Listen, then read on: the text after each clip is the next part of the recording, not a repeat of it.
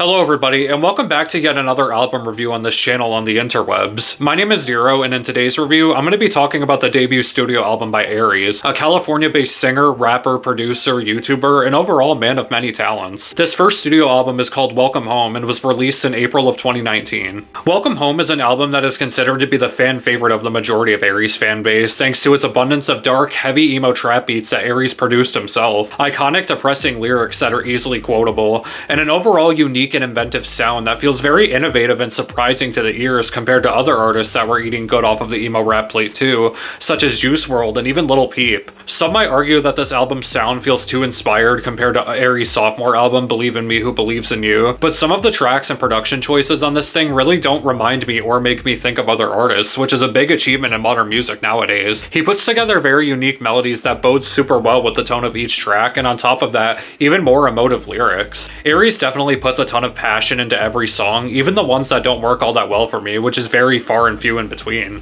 This album's highlights are plentiful, and every track always has something new and exciting to prove. My favorite track off of this project is Amy's Grave, which tells a very deep and introspective story about the suicide of an old friend of Aries, and you can really feel the sadness and depression this death put him through in Aries' powerful and piercing melodies that are sung with distressing and self-loathing lyrics like, "Why should I care what happens to me?" and "Cut them off like your wrist," over this dark acoustic guitar beat with these super heavy 808s, and the entire song just feels like the emo trap anthem of the summer. This song and almost every song on the album give off those summertime windows down vibes, much like other tracks on this album, including RACECAR, which is a much more modernized alternative R&B cut, but it also has these atmospheric synths and banging 808s that work super well with Aries' emotive vocal delivery and lyrics about being unhappy with the life you were given and just wanting to ride off into the sunset in a race car and go away forever. The track's chorus is insanely catchy and deep too, which, like I said, is much more radio friendly compared to other tracks on this album, but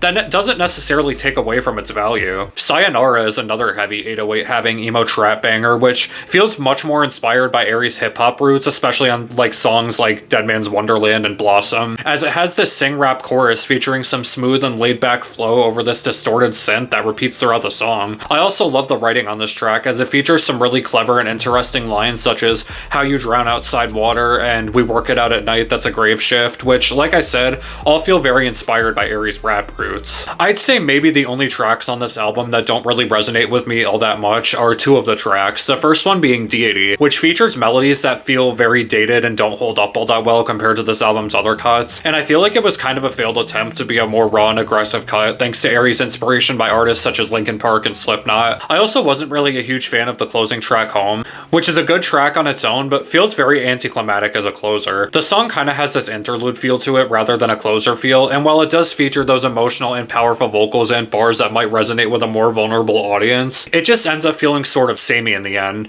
I think the deluxe track Forever works much better as a closer because it just has that very like concluding feel to it and lets you know like, alright, yeah, this is the end of the album, and I feel like that track just works better as a closer overall. Overall though, and I'm being completely honest, that's really the only bad things I have to say about this album. Aries' Welcome Home is a very non-traditional emo rap album that feels very ahead of its time compared to others, and features some good writing, catchy hooks and verses, and some bangers of beats that Aries impressively produced all by himself, which is an impressive feat. Aries' Welcome Home gets a 9 out of 10. Thank you guys so much for watching this very, very long-awaited album review. I hope you guys enjoyed it. Please make sure to drop a like and subscribe if you did, and I'll be back soon for Believe in Me Who Believes in You. Take care, guys.